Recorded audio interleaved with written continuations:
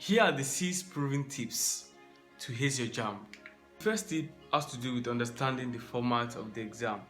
So what is the exam? The exam is Joint Admission Matriculation Board.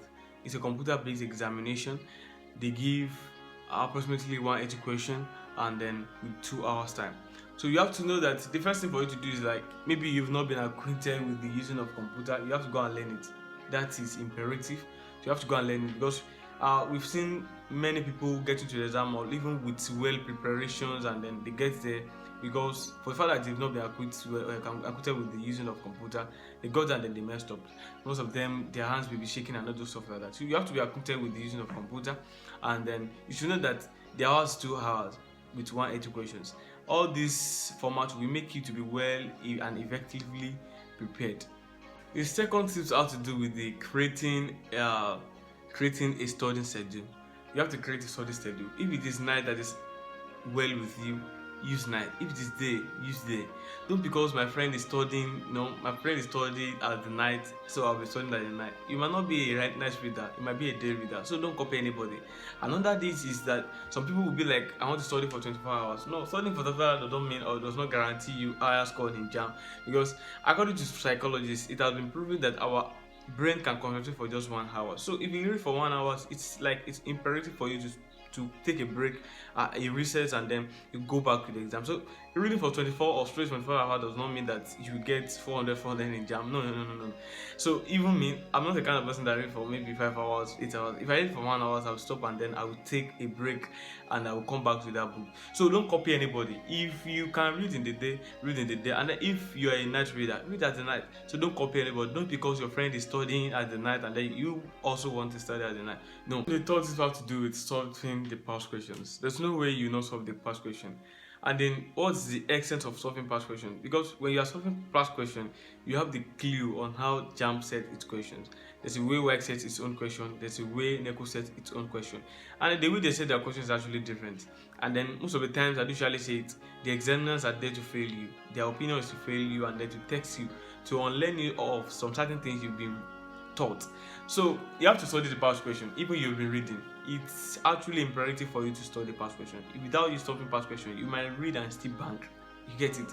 So you have to study the past question. And then please, if you are studying the past question, don't let the answer put on that past question be the arbiter. Let your textbook be an arbiter. So you have to consult your textbook. If anything is controversial, you have to consult your textbook. Because most of the times I've solved all these past Jamb past question, Tonad, and stuff like that. Sometimes they make mistakes with their questions, with the answers. So please and please, let the textbook be an arbiter. Use checking the past question. What if you see the answer and then you choose what they choose, and maybe what they chose is wrong? So it means that you missed it already. So don't check the answer at the back whenever you are studying past question. Let the textbook be an arbiter. And with this, you ace your exam. And the fourth tip you have to do with revising. You have to revise regularly. To revise regularly to reinforce your knowledge of the topic you've been taught or you've studied.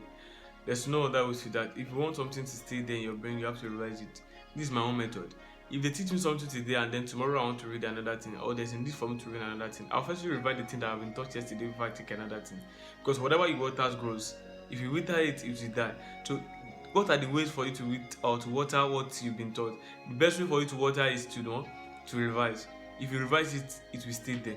There's no other ways to that. Most of the time we get to the exam hall and then we'll be compromising things. You'll be like, I want my answer to be A, my answer should be B. No, because we've not actually studied the things well. And then we've studied it well, it will have ticked in our brain, and then whenever we get to the exam hall, we'll see that this is the answer and that's all. So the next thing for us to know, apart from all these things, to revise. There's no way you'll be reading. How will you just abandon your book? It seems like it's yours.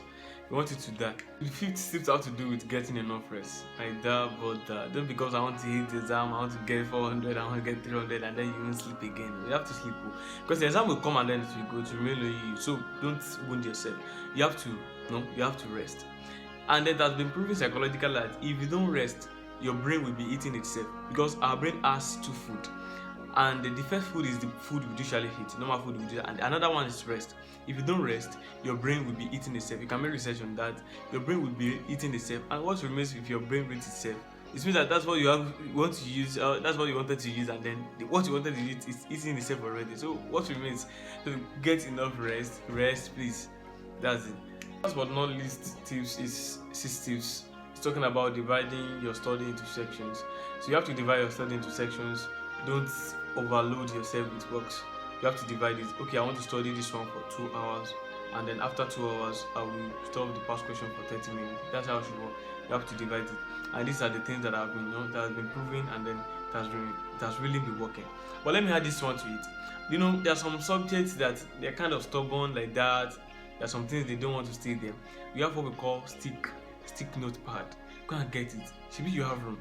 Just whenever, if you have anything that is kind of disturbing you and all that, write the things there. Put it on the wall. Whenever you woke up every day, look at it. It will actually stay there. These are the methods and these are the tips for you to haze your jam. Please follow this one exhaustively. Follow this one like gently. Follow this one like piecemeally, and then